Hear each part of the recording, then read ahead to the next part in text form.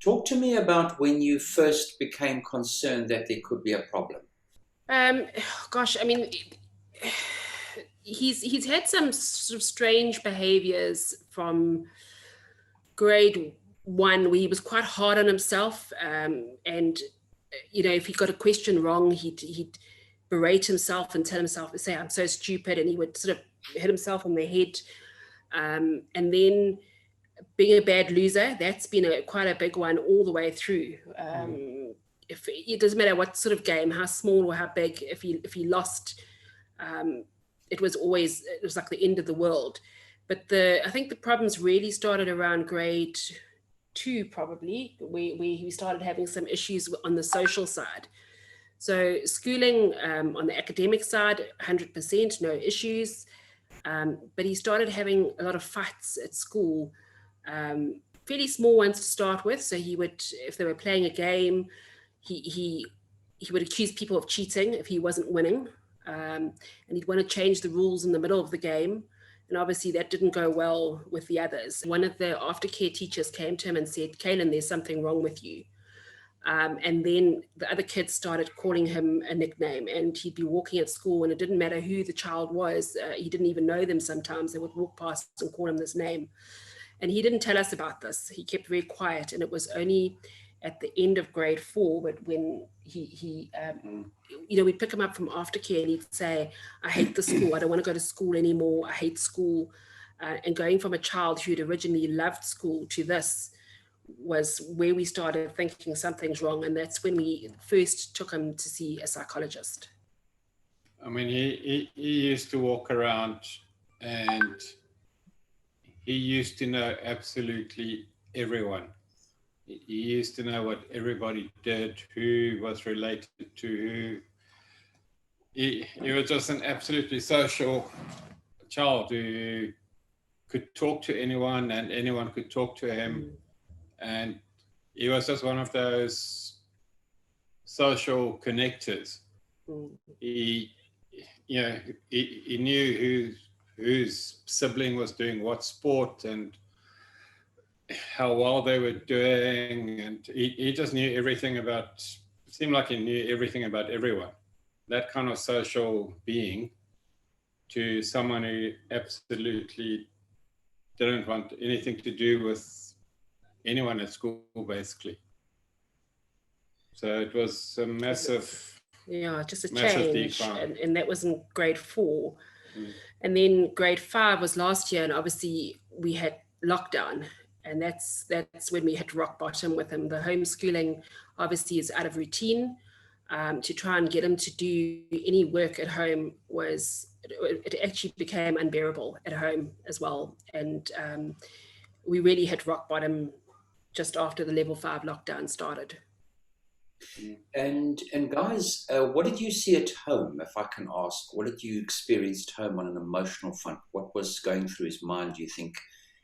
Interaction with yourself, your relationship, the sister. What did you see?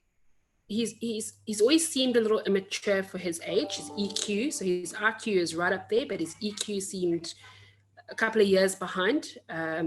He was quite challenging. He used to challenge us. Everything, brush your teeth was a fight. Have a shower was a fight. And on his side, in last year during the lockdown, he started saying things like, "I hate my life. I wish I'd never been born." So and with his sister, frustrated with her very easily. Small things would set him off. He would get very angry, like unreasonably angry over nothing. And just asking him to do anything, absolutely any work at all, was like we'd asked him to move the world. It was just a fight. It was draining. How did you try and manage this behavior at home? What did you have to try and do to try and manage it? I think we tried everything, from being absolutely unrealistically patient, bribing him, screaming at him, incentivizing. We tried everything. Disciplining. all of it, removing his devices. We tried absolutely everything, and reasoning. We sat with reasoning. We'd sit with him and have a discussion and say, Kaelan, do you understand your behavior? And he would agree, and he would absolutely say yes, he understands that it's wrong, and he'll try not to do it again. And sometimes 5 minutes later, he'd be doing it again. It was like we hadn't even had the discussion. And what did the teacher have to say? Did you have a chance to chat to the teacher before you went to the psychologist? What were the sort of things that came back from the school? Nothing. That was the funny thing. The only time a teacher said anything to us about his behavior was grade 2, where the teacher said the mat play, where they go and they do a group activity on the mat. Kaelan would bump heads with the other kids because he would quite often, he would take over whatever they were doing, and because he would see the sort of the end game, and he would take over and finish the activity and kind of exclude everyone else. And everyone else would obviously get frustrated and they would undo what he did, and then he would get up and walk away. So that was grade 2. 3 and 4, nothing, absolutely nothing was said to us. Only last year, grade 5, when he went back to school in term 4, was the very first time a teacher said to us, she messaged us and said, I'm very worried about Kaelan. He's withdrawn. But again, that's after we raised the issues with her. Yeah. And only then did she actually really have a look and saw what was going on, what could identify what was going on. It wasn't something that came from... Wasn't instigated by them, no. So she noticed that the quality of his work had gone downhill, and she said the quality of the work was not what she expected, and he was getting 50% on tests where he'd been getting 80s and 90s, and he wasn't getting on with his peers, and at lunchtimes he was going off by himself. And that was in term 4 last year, for the first time a teacher had raised any concern with us. And how was his sleeping? Did that change at all? He's been a great sleeper since he was 5 weeks old. He's slept through, and we've never had a problem with that. Did you try and put him on any supplements at all, or sort of supplementations that you thought might help? On and off, I've done a couple of vitamins. I did try rescue at one stage, but no, not really. I didn't really try anything else. Did you think it helped at all? There was nothing really that helped? No. And then you mentioned you went to see a psychologist. How did you find your way to the psychologist? So the first time we took him to the psychologist was in grade 4, in the first term, when he had the incident with his friend where he pulled him down. We had made contact with her. I actually think you had recommended her I think it was you, before we started him in grade R, because I wanted to take him for an EQ test to see if he was, because he's also a year younger than his peers. So we took him for a test to see if he would be eligible for grade R. So, sorry. So that's how we made contact with her again. So it was the only psychologist I knew. And we thought we were dealing with a anger management issue. There's an anger streak that runs in the family, and we thought this is what we're dealing with. So we took him to her purely just to counsel him and tell him that what that aftercare teacher had said to him about, there's something wrong with you, Kaelan. We wanted her to explain to him that there wasn't anything wrong with him. It was just a self-control issue and the temper, and just give him some guidance. So that was all we were trying to achieve with her. And so we had 2 or 3 sessions, and she said, he's an amazing child. What a wonderful boy. You've done a great job raising him, very sweet child. Not the picture that we were taking in hand to her, but, she could see the underlying, child that he was. And then we left it throughout grade 4 because we didn't know about the bullying. And then in last year, during the lockdown, when we hit rock bottom, I actually looked up another psychologist on the internet in the area, someone that had done work specifically with anger management. That's what I was looking for. I found a local psychologist, and I took him, I phoned her up and I said, listen, we are desperate now. We actually, it's unmanageable. The situation is at home is out of hand. Hugo is almost avoiding him sometimes because, they butt heads quite badly, and I need to come and see you with Kaelan, and I took him, and she assessed him and said the same thing. He's a wonderful boy, such a sweet child. And I said, sure, but that's not what is happening with him. What is going on with this child? So she did a counseling for a week or two, and then I went back and I said to her, listen, this counseling thing is great, but it's not working. Nothing's changing. I think that Kaelan needs some medicinal help. He needs some help to control. I don't know, but he needs something. So she contacted our GP, and he assessed him, and within 5 minutes he said he needs to go and see a psychiatrist because he does need some medication. And he referred us to a psychiatrist in Westport Hospital. So I Googled the psychiatrist, and there were a lot of bad reviews, and that she seemed to mostly see adults.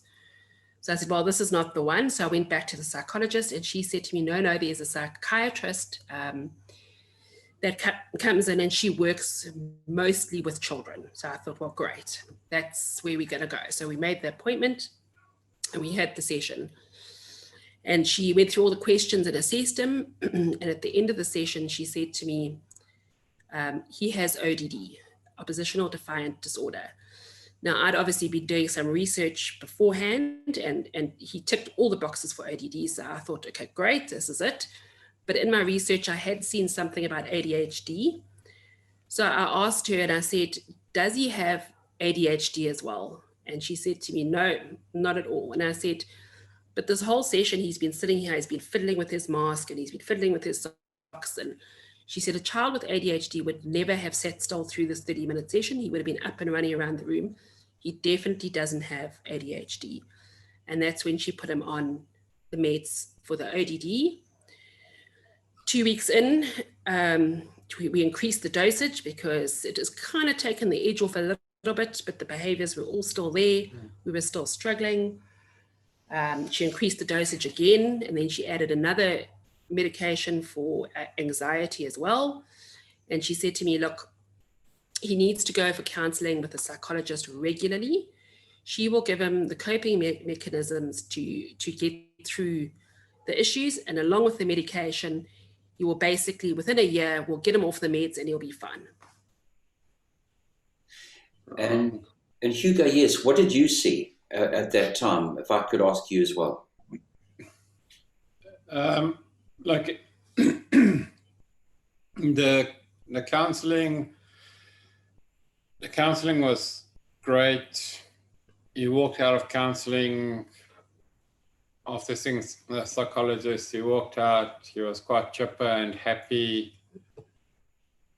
And that would last for, with the best of intentions. You speak to him about it, and he said, no, he knew exactly what's going on.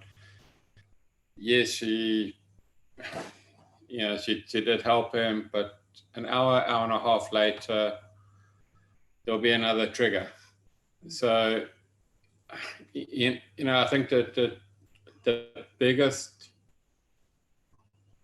problem for us, or certainly for me, was every single time there's the optimism, and an hour and a half later, you're just about to hit rock bottom again. So it's an absolute emotional roller coaster.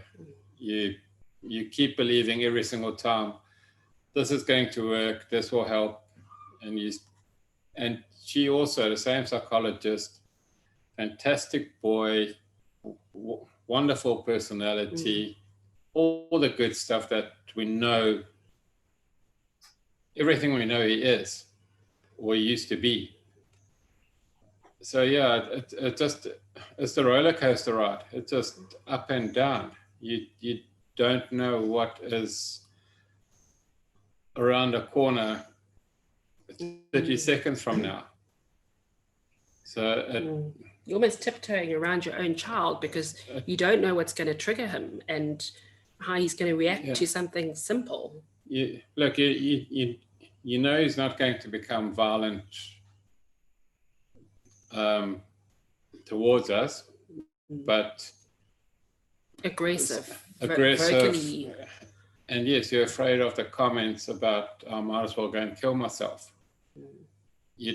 so you avoid reprimanding, you avoid disciplining, just to try and keep some peace and quiet. Yeah, and I mean, I mentioned it to the psychiatrist that sometimes, you know, when we disciplined, he would say, I might as well kill myself. And she said, no, he won't kill himself. Kaelan, will you kill yourself? And Kaelan sort of quite shocked, and he said, no. And she said, oh, he's fine, he won't do it. So just, you know, just discipline him. But, you know, as a parent, you know, even if there's a 1% chance, you're not going to take that chance. There's no ways. I mean, and if this is what my 10-year-old is saying, when the teen years hit and the hormones hit, how is he going to be feeling then if this is how he is already at 10? I struggled with that with the psychiatrist, I must admit. I wasn't comfortable with that, and I wasn't comfortable with her, even though I must say I've never thought that Kaelan had ADHD, because there's a perception for ADHD that the child is hyperactive. Definitely a stigma. Which is, I mean, Kaelan is not hyperactive and never has been. There's a perception that they don't perform well at school because they don't have the attention span. Kaelan has been a top performer. He came 5th in grade 4, even despite that terrible year that he had. He still came 5th in the grade. So for me, I mean, I don't think either one of us ever thought ADHD, but the answer that the psychiatrist gave me to my question when I said, does he have ADHD? The answer didn't sit right. So the fact that he wasn't up and running around the room as an answer to that isn't my child. So that for me was not a good answer. So I was uncertain. It was a very stereotypical response, even from her. Just to put make that a diagnosis and move on, kind of just because thing. It's not jumping around. Yeah. Did you find that the psychiatrist went to things in a lot of depth, gathered information from teachers, tried to get a lot of information based on what had happened at school, that type of thing? We did fill out a form. We got the teacher to fill out a form. She did read through that. And then she mostly asked Kaelan the questions, asked me a few questions, but mostly had a conversation with Kaelan and based her diagnosis on that and what she saw sitting in front of her when he was there. Yeah. I find that if I had to base my diagnosis on every child that I saw, well, I would get it wrong 80% of the time, because, you know, for a child who comes into my room, sometimes they might be overly stimulated and you might think that they're hyperactive and they're not, or they might be intimidated and scared and sit there and not do anything. And so it's not something that is always typical of what you see in your consultation room, because what happens in your home and in that classroom and with his friends is very different, and none of us are really there. What was the next step? You obviously had a bit of a niggle in the back of your mind, and what was the next step in your mind that you thought you had to do? Well, we weren't seeing much of a change. The meds, and I mean, he was on some heavy duty meds. It kind of took the edge off, but slightly. So everything was still there. He was still upset. He was still unhappy. My child was unhappy, Dr. Flett. It was horrible. And it so happened in January this year. I'm hardly ever on Facebook, and I jumped on Facebook, and someone had posted a link to your blog that you've started. And I signed up. I thought, well, let's follow it. And it was a week later that you posted that video about ODD. I saw it pop up and I thought, well, let me read it, see if you've got any further information that I can use to help me with my child. And I watched the 12-minute video. And in there, you mentioned a stat around the fact that I think it's 30 to 50% of children with ADHD have ODD. So ODD is almost like a side effect, a secondary thing to ADHD. And I watched the video and I went straight away to Hugo and I said, look, we got to make an appointment with Dr. Flett because I want a second opinion. He's on these serious meds. We're not progressing and my child is unhappy, and we're going back to school in a week or two's time, and he is dreading it, and I don't know what to do for him. So we need to make that appointment, and then I did. What was I remember the day, actually, I think that you came in. And then, of course, because of the COVID restrictions, Hugo was a remote visitor in my room. And what was your sort of, what did you sort of feel at the end of it? Did it make sense to you, or was it a little bit more of a little bit more confusion? Yeah, I would say things actually simplified. Made more sense, and it was, the diagnosis was certainly less concerning than Yeah. I'm happy with ADHD as opposed to ODD. I think it just made more sense. So, and at least there was something we could do apart from talking. I think the questionnaire that we filled in for you was an eye-opener to start with. We sat and did it together, and there were something like 54 questions, I think it was, something like that. And, Hugo and I did it together, and we might have been one number out on some of the questions, but we pretty much agreed on most of them. And then you said to us the first 9 questions were to do with ADHD, I think it was, and Kaelan ranked high on all of them. And when you said that, I think it was a bit of a shock, because I don't know, I still wasn't really thinking ADHD. I don't know what I was thinking, but I just knew, what he was doing wasn't working. But when you explained it, and all the behaviors and the way that you explained it to Kaelan as well, was clarifying, I think is the word. It was like, there might be some light here for us. Still a little bit, I won't say skeptical, but we'd been through this road with all these other people, and I was kind of like, let me try the meds and see what happens. And day one, within 2 hours, Kaelan had his sense of humor back. And I mean, I haven't seen that for 3 years in him. Yeah. He was laughing, he was joking, that was day one. And I think my heart lifted a little bit. I thought, this is it. We've actually found it. I can't believe it. I just want to jump back, a couple of days or weeks before that even, or probably months, because what ended up happening was that he would lose his temper, or something would set him off. And while the ODD diagnosis was there, he spoke to him about it, but at some point, the ODD became an excuse. Something would happen, and we would talk to him about it, and he would simply turn around and say, well, I have a medical condition. This is my excuse for doing what I'm doing. So I think this ODD, also with the psychiatrist and a psychologist, it's as though it nearly got shoved down his throat that, yes, you have a problem. The coping mechanisms that they were going to put in place was not working, and the diagnosis started becoming an excuse for behavior. So, that ended up being a fallback for him. If something happened, oh, I have this condition, so, that's my excuse for my behavior. That's a good point. And he hasn't done that with the ADHD, not once. So to jump forward again to where we are now, as Juanita said, it was,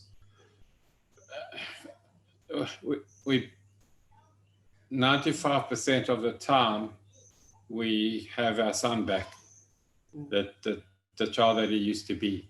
Yeah. He's mature, the way he talks about things, and he takes an interest in people. He starts talking to everyone again. He's enjoying life. He's Yeah. enjoying his sport. We have not had a single problem getting him up for school in the mornings. No. He's taking responsibility. Mm. So it's absolutely day and night. It's an absolute 180 from where he was. Has he said anything directly to you the way he feels? Because your boy Kaelan is a highly intelligent boy. And I think a lot of his symptoms that he's had over the years, he's been able to mask because of his intelligence. You know, he's been able to keep up because of his intelligence. Has he said anything to you the way he feels since he's been on the medicine? No, he hasn't. Just if I say, how do you feel? He says good. He's not very vocal on the emotional side. He just says good. Yeah. And his routine in the morning, just his energy. You mentioned to me, I think the last time we met, as you said, it's almost as though he reminds you of the boy he was, say, 2-3 years ago. Mm. Mm. Yeah. Yeah, no, he gets up in the morning, he does what he needs to do. Yeah. He gets ready for school. Takes his pills before his feet hit the ground, like you told him to, because he's very law-abiding. He brushes his teeth, gets dressed, gets his kit packed. No problems there, nothing. And have you had any worries on the medication at all? No, because obviously we're in a process now of weaning him off those other strong medications. Nothing. We had no side effects. Nothing. He's been hundreds. How far have we got now with weaning off the medications? We're down to, he was on 2.5 of the one tablet. He's down to half on that one, and he's still on the anti-anxiety. He's still on his half a tablet a day. So we're probably 2/3 the way, maybe a bit further on weaning him off now. Good.